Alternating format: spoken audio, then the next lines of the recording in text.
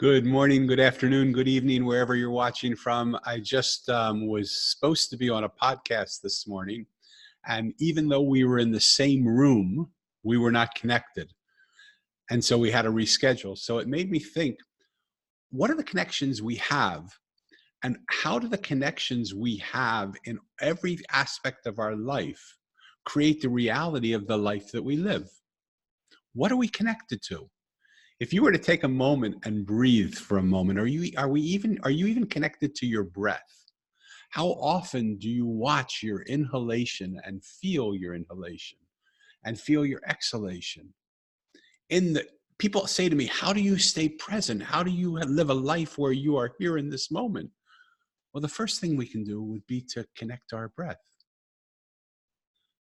For another conversation, because I don't want to get lost in that, I want to talk about the four different types of breath and what that does to how it creates our reality. But this conversation really is around how the connections we make to the things that we connect to create the life that we live.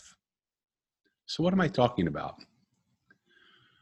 The connections to the friends we have, our connections to our spouse, our connections to our family, our connections to the thoughts we think and the beliefs we have, our connections to the reality that we live in, and our connections to what we believe the world in our reality is.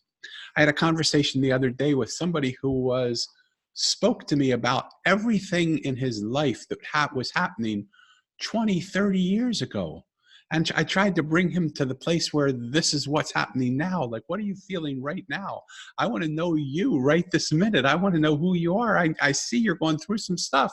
Let's talk about that, because that's far more interesting to me than the philosophy of what you used to believe or what you think or what your philosophy tells you to believe.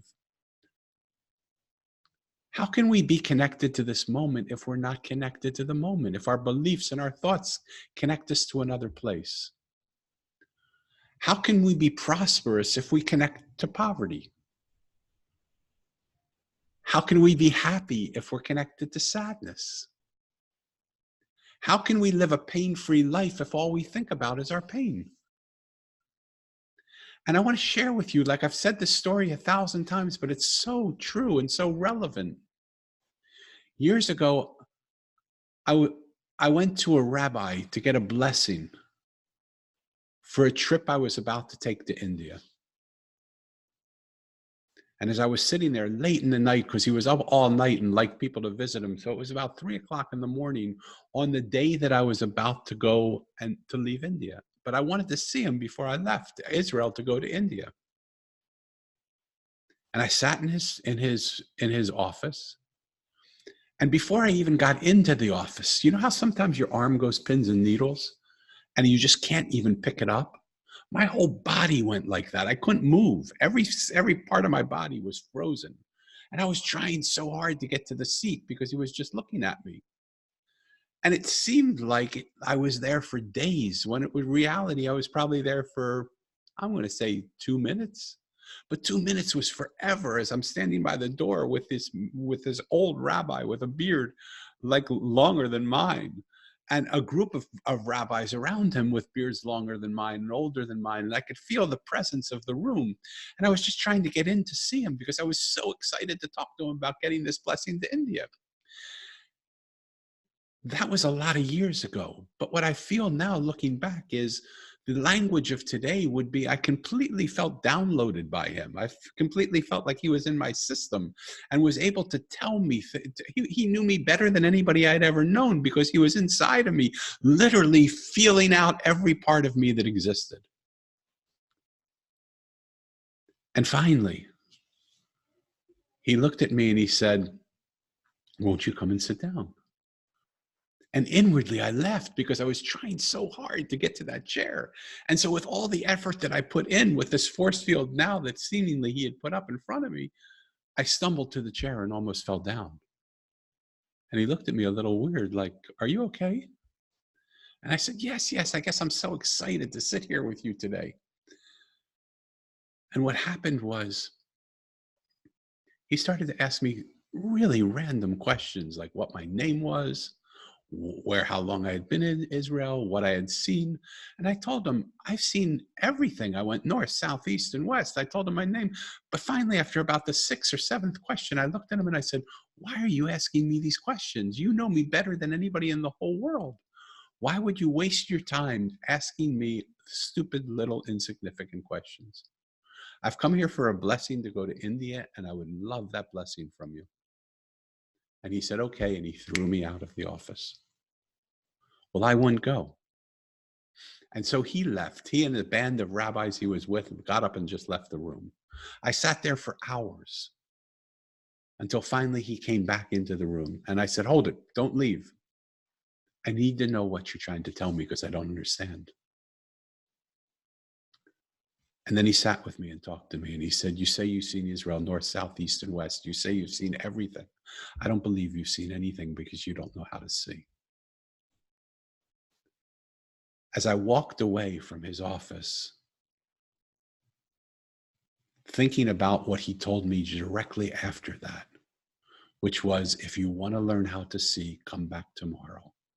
Well, I couldn't come back tomorrow. I was going to Tel Aviv, from Jerusalem to Tel Aviv in a few hours to get on a plane to go to Turkey and travel to India overland. And I thought, why can't I? Let's see if I can manifest this thing so that I can see differently. Long story already, way too long. It manifested. I came back to see him, and and he taught me how to see.